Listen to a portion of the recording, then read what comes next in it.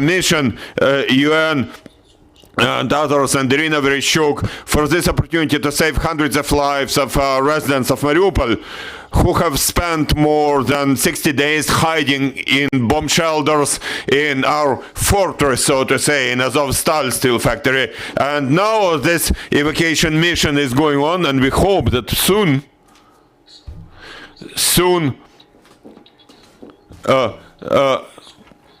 she'll be able to comment in person on that evacuation. Mr. Boichenko, at the moment we know that the previous evacuation attempt was successful. Could you please tell us whether people already reached the city of Zaporizhia? I mean, those people whom you managed to evacuate a bit earlier, or we cannot say anything now? Well, yes, yesterday there was some wrong information. People who reached the city yesterday had nothing to do with Mariupol. Those were different people. Those were people from different cities who evacuated. So somebody provided some wrong information, false information yesterday. That mission is going on right now, and we are eagerly awaiting when that evacuation mission will reach the city of Zaporizhia, and then Ms. Vereshchuk, Irina Vereshchuk, will be able to comment. I would like to thank her for that, and she will be able to comment and to tell you about those obstacles in the course of that very important mission. Mr. Boichenko, could you please tell us, well, something like an hour ago there was a message, there was information from Deputy Commander of Azov Regiment, Sviatoslav Paralmar, who said that the attack on Azovstal steel factory started. Do you have any information? Can you comment? I can only thank our heroic guys, our heroes who have been fighting for 69 days there. They have been defending the city with the flag of Ukraine. They are real brave heroes who have been defending our city, defending our country,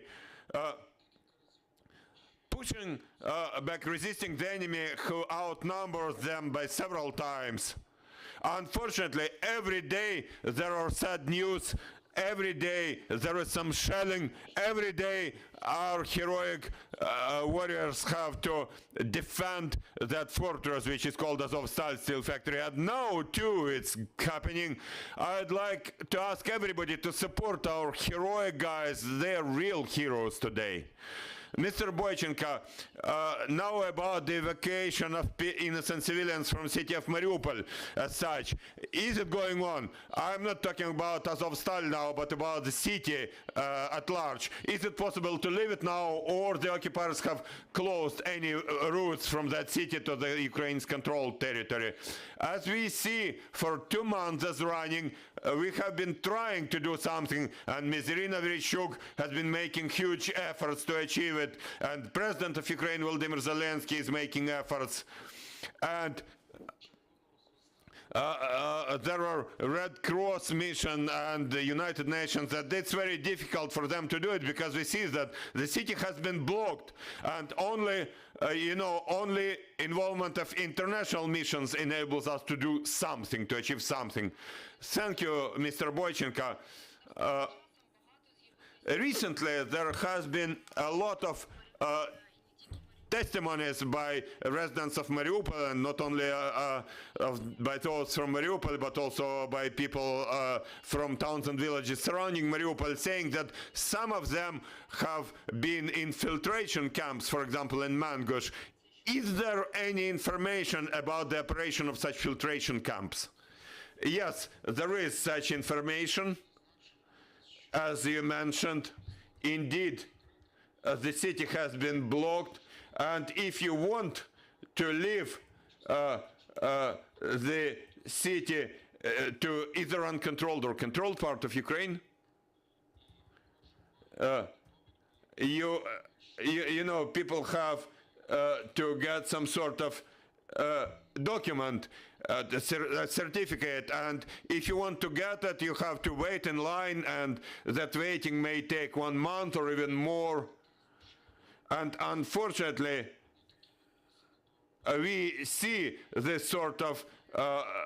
torture against the residents of Mariupol. Unfortunately, it is there. Unfortunately, they are very strict towards civil servants and municipal employees. They are brought into prison and then they are kept in some sort of a prison cell which has the dimensions of 2 by 3 meters, 2 meters by 3 meters, and unfortunately there are 10 or 15 residents of Mariupol there. They have to sleep while standing. They don't have food, they only get water, and once a day they are brought to a restroom. And there have already been testimonies of that type provided by our residents who have left that hell, and they have been testifying to our law enforcement. Unfortunately, that's what's going on in our city. Unfortunately, Russians are very strict about screening of those residents who want to get to Ukraine, to control territory. According to your information, how many people still remain in Mariupol, if you have that information? Many people still stay there, innocent civilians, residents of our Mariupol, who have been waiting for a long time, unfortunately, to be evacuated, and they pray to be evacuated, and we cannot always, not always are we able to carry out that evacuation with our involvement. We have to engage our international partners, international expertise. You know, 100,000 of local residents are still awaiting evacuation from the city of Mariupol. Mr. Boichenko, I know that in your, I think in Dnipro, you have launched some hub which is helping Mariupol residents who managed to leave that hell. Could you maybe tell those who have managed to leave Mariupol what sort of services they can help, how the government can help them? That's extremely important. This is a very important hub, in my view, family support hub.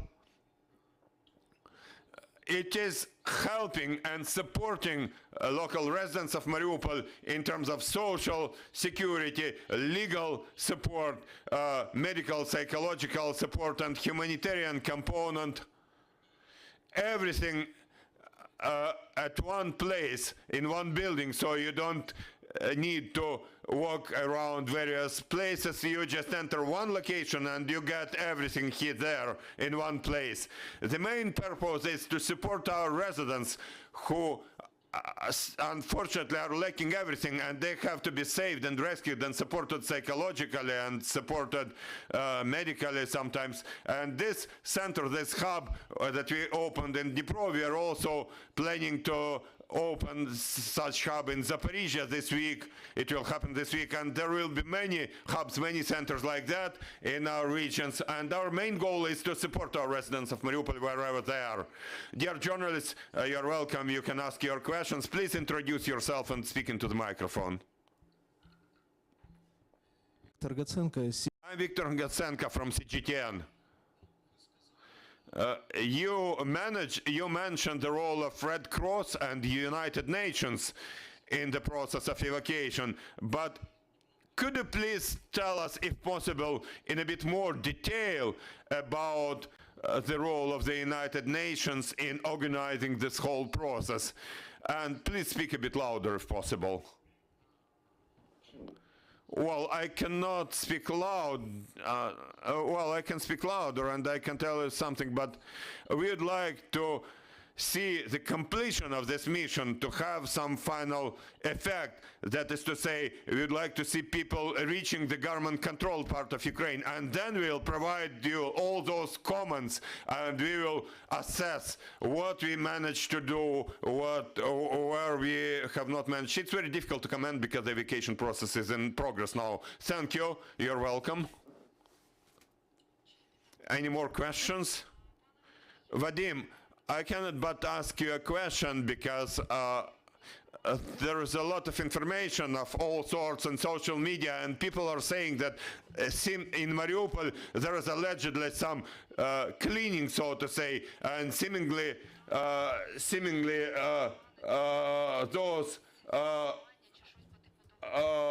Russians, those occupants, are preparing to have some celebration on the 9th of May or something. Do you have any information? We have information that our people, residents of Mariupol, are taken to take part in those works, humiliating works in sorting out the trouble, burying those bodies. Russians have killed more than 20,000 of local residents. They want to hide their crime. They want to hide bodies in mass graves. They take bodies out of Mariupol because they understand that soon the weather will change and there will be another big problem, which will be not only a humanitarian problem, but also a problem with infections. They understand it, and unfortunately, they get our local residents involved in those works. That's humiliating.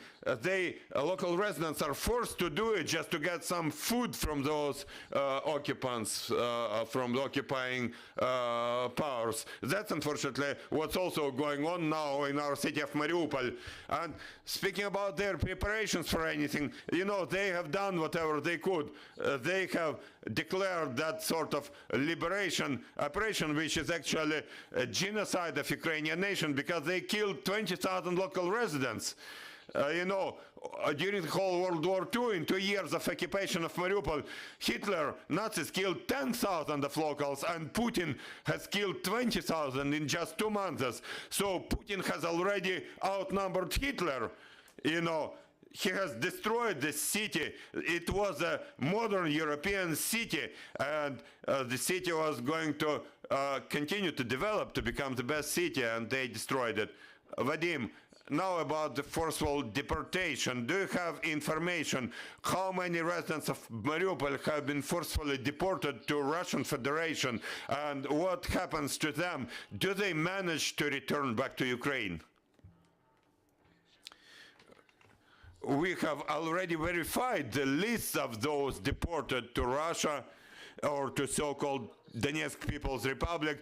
There are almost 40,000 people. Now they have started hiding those lists, and now unfortunately we don't manage to verify everybody, but we continue that work, and we see that more than 40,000 local residents, when we compare with the registers, the records of our municipality, have been brought to the Russian Federation or so-called Donetsk People's Republic. There, those local Mariupol people are brought to the outskirts of Russia, to Far East or to Siberia, and those people are used in various works. They are given some certificate of a displaced person because, you know, there are no Russians in those remote parts of Russia. They don't work to live and work there. So our people are forced to work there. It's also some sort of like fascist Nazi regime. That's like what Stalin did, what Hitler did. When they occupied territories, they deported people and they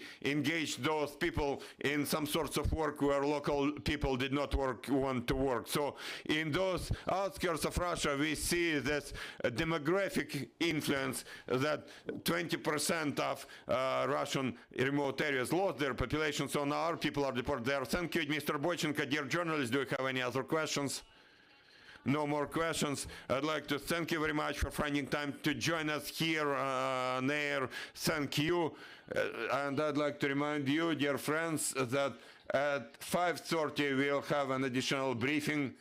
It will happen here on site on our premises here at Ukrinform, and we'll have First Deputy's Head of Verkhovna Rada of the Parliament, Alexander Kornienko, with us, and we'll discuss the economy of the war and social policies, and we'll also discuss a statement by Boris Johnson, Prime Minister of Great Britain, his appeal to the Verkhovna Rada, which happened today, and we'll discuss the prohibition of collaborationist parties and its implications for local councils, local self-government. And at 6 p.m. We will have here in our studio Olga Stefanishina, Vice Prime Minister of Ukraine for European and Euro-Atlantic integration of Ukraine, as well as Pramila Patton, she has come to Ukraine. She has a special representative of the UN Secretary General about sexual violence during wartime, and we'll discuss the support and assistance for those victims of sexual crimes during war. So stay with us and see you.